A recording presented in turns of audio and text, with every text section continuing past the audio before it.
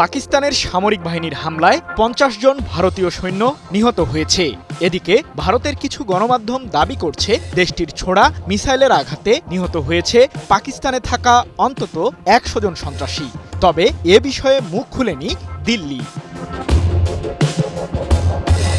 প্রতিটি রক্তের ফোঁটার প্রতিশোধ নেবে পাকিস্তান। দেশটিকে লক্ষ্য করে ভারতের মিসাইল হামলার পর এমন হুঁশিয়ারি দেন পাকিস্তানের প্রধানমন্ত্রী শাহবাজ শরীফ। ৭ মে পাকিস্তানের ৯টি স্থানে ব্যাপক ক্ষেপণাস্ত্র হামলা চালায় ভারতের সামরিক বাহিনী। এতে এখন পর্যন্ত অন্তত ৩১ জন পাকিস্তানি নিহত হয়েছেন। এই হামলার পরই ভারতকে লক্ষ্য করে করা বার্তা দেন শাহবাজ শরীফ। এ সময় তিনি বলেন, আমাদের ওপর আক্রমণ করে ভারত ভুল করেছে, এর ফল তারা পাবে। ভারত একটি কাপুরুষ শত্রু, যারা নিরীহ মানুষকে লক্ষ্য করে নিজেদের শক্তিশালী দাবি করে। পাকিস্তান জানে কিভাবে তার প্রতিরক্ষায় উচিত জবাব দিতে হয়। পাকিস্তানের প্রধানমন্ত্রীর এমন মন্তব্যের পরই ভারতের সেনা সদস্যদের হত্যার দাবি করেছে ইসলামাবাদ। এ প্রসঙ্গে পাকিস্তানের তথ্য ও সম্প্রচার মন্ত্রী আতাউল্লাহ তারার বলেন, আমাদের হামলায় ভারতীয় সামরিক বাহিনীর ৪০ থেকে ৫০ জন সৈন্য নিহত হয়েছে। আমরা সীমান্তে ভারতের সামরিক স্থাপনা গুঁড়িয়ে দিয়েছি।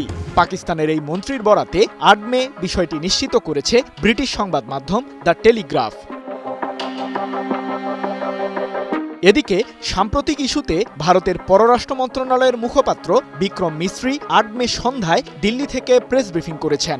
এ সময় তাকে পাকিস্তানের তথ্যমন্ত্রীর দাবি প্রসঙ্গে প্রশ্ন করা হলে কোনো উত্তর দেননি। তবে পাকিস্তানের সামরিক বাহিনীর প্রতি অভিযোগ এনে বিক্রম মিশ্রি বলেন, ভারত শাসিত কাশ্মীরের পুঞ্চে শিখ সম্প্রদায়ের উপর হামলা চালিয়েছে পাকিস্তান। এ সময় ৩ জন নিহত হয়েছেন। এক প্রতিবেদনে বিষয়টি নিশ্চিত করেছে ব্রিটিশ সংবাদ মাধ্যম বিবিসি। অন্যদিকে কাদাছড়ায় ব্যস্ত সময় পার করছে ভারতীয় সংবাদ মাধ্যমগুলো।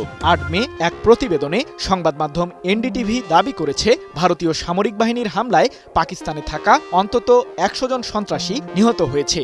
তবে এ বিষয়ে ভারতের প্রতিরক্ষা মন্ত্রী রাজনাথ সিং বলেছেন, এ বিষয়ে সুনির্দিষ্ট কোনো তথ্য নেই, গণনা এখনও চলছে। আমরা সংঘাত বাড়াতে চাই না, তবে পাকিস্তান তা করলে আমরাও পিছু হটব না।